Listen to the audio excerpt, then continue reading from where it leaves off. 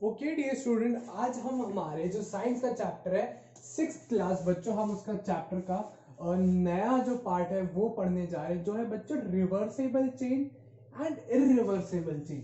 कौन सा? Reversible change and irreversible change. जैसा बच्चों आपको याद होगा, हम हमारा चैप्टर पढ़ रहे चेंज अराउंड अस, यानी हमारे आसपास क्या क्या बदलाव आते हैं।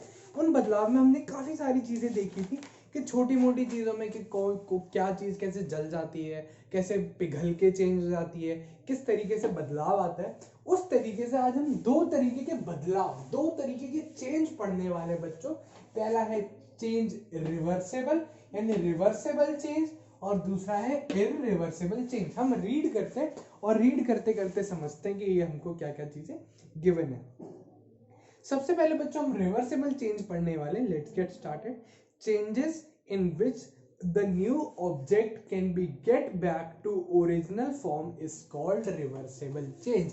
ऐसा बदलाव जिसमें वो बदलाव की जो चीज हुई है, यानी बदलाव करने के बाद जो चीज आई है, वो वापस से पुराने वाले तरीके में, पुरानी वाली स्टेट में पहुंच जाए।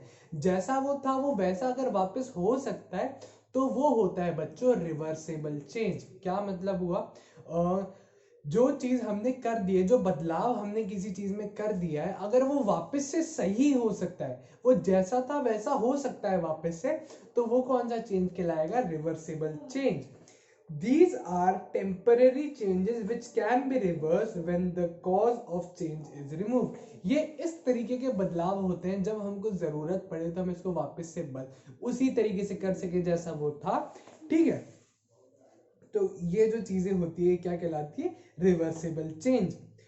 इन reversible change the internal structure of subject does not change. अब क्या होता है?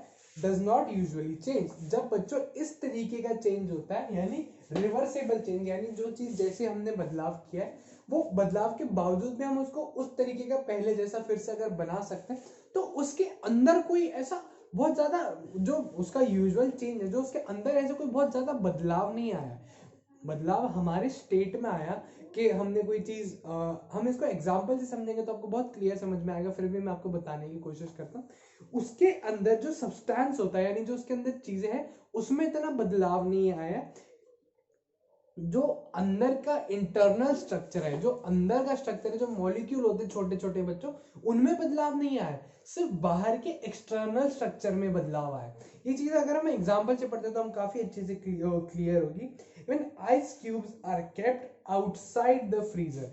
जब बच्चों जो आइस क्यूब होती है, यानी जो बर्फ की क्यूब होती है, हम उसको जब बाहर रख देते, कहाँ रख देते? बाहर रख देते फ्रीजर से, तो वो क्या होती है? मेल्ट करके उसमें से पानी बन जाता है। क्या बन जाता है? पानी बन जाता है।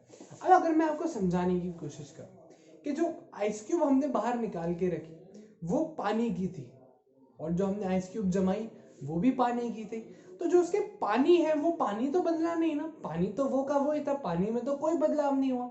पानी जैसा पहले था पानी वैसा ही वापस से है, तो पानी के अंदर कोई बदलाव नहीं है, लेकिन उसके स्ट्रक्चर में, उसके बाहरी रूपांतर में, जैसा वो बाहर से दिखता था उसमें काफी बदलाव आ गया, लेकिन जो उसके अंदर की जो चीज है उसमें कोई बदलाव नहीं है।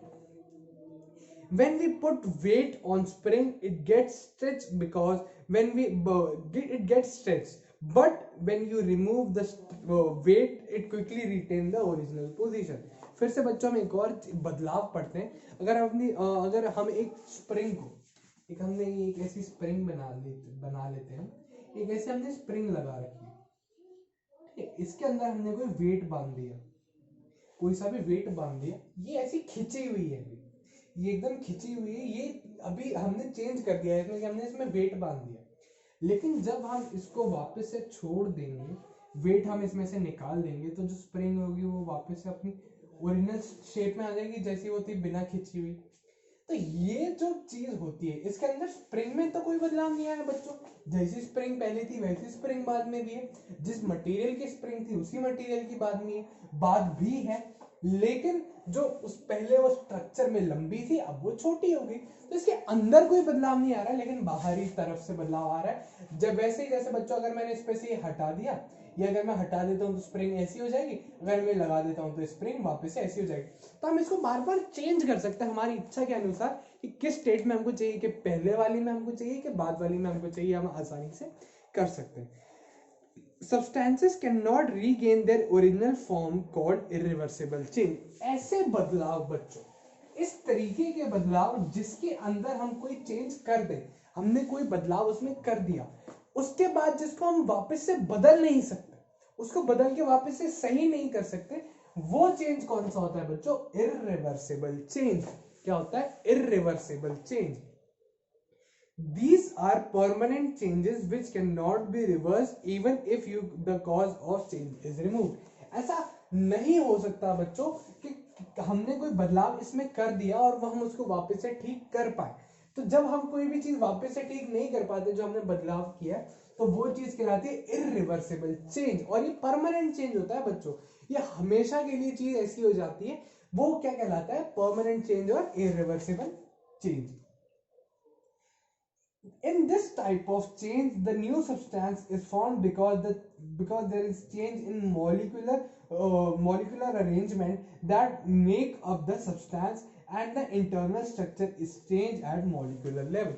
इसमें बच्चों हमने मॉलिक्यूलर लेवल का अगर मैं आपको सिंपल भाषा में मतलब समझाऊं कि पानी की आइस क्यूब थी, उसके अंदर तो पानी ही था, चाहे वो आइस क्यूब में रहे चाहे वो नॉर्मल लिक्विड में रहे, पानी तो पानी सेम था, पानी के अंदर तो कोई बदलाव नहीं आया। लेकिन जब हम इररिवर्सिबल चेंज करते, जो परमानेंट चेंज होता है, उसके अंदर बच्चों मॉलिक्यूल में भी चेंज आ जाता है, मॉलिक्यूल भी परमानेंट तरीके से सारा का सारा बदल जाता है। वही बात है बच्चों, जब हम इसको वापस से एग्जांपल से पढ़ेंगे तो आपको अच्छे से समझ में आएगा।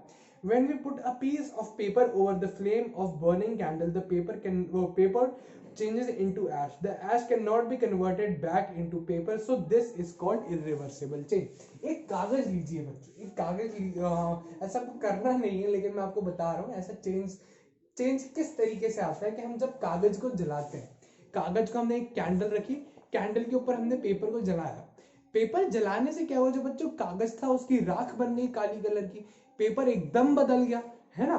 पेपर में अब हम वापस से उससे पेपर तो नहीं बना सकते उस राख से, जैसा पेपर पहला दिख रहा था वो वैसा पेपर दिख रहा है? नहीं दिख रहा। हम उस पेपर को उस राख से वापस से क्या पेपर बना सकते? हम वैसा पेपर नहीं बना सकते। जो पेपर के बच्चों हमको फैले हुए अच्छा खासा मॉलिक्यूल का शेप था, वैसा मॉलिक्यूल का शेप अब है नहीं, वैसा भी नहीं है। तो इस तरीके के जो चेंज होते हैं वो क्या कहलाते हैं? Irreversible change. When milk changes into curd, the curd cannot be converted back into milk, so these changes are reversible change. उसी तरीके से बच्चों जब हम दूध का दही जमा देते हैं या दूध फट जाता है, मान लीजिए दूध फट गया, हमने दूध का दही जमा दिया, तो ऐसा तो नहीं हो सकता ना कि दही से हमने वापस से दूध बना दिया, ये कभी नहीं हो सकता कि दूध फट गया और हमने वापस से दूध को सही कर दिया, ये चीज नहीं हो सकती। तो ये क्या कहलाते हैं? Irreversible change. आई होप आपको ये रिवर्सिबल चेंज और इररिवर्सिबल चेंज अच्छे समझ में आया होगा। इसके बाद की चीजें हम हमारी किसी नेक्स्ट क्लिप में पढ़ेंगे। Thank you.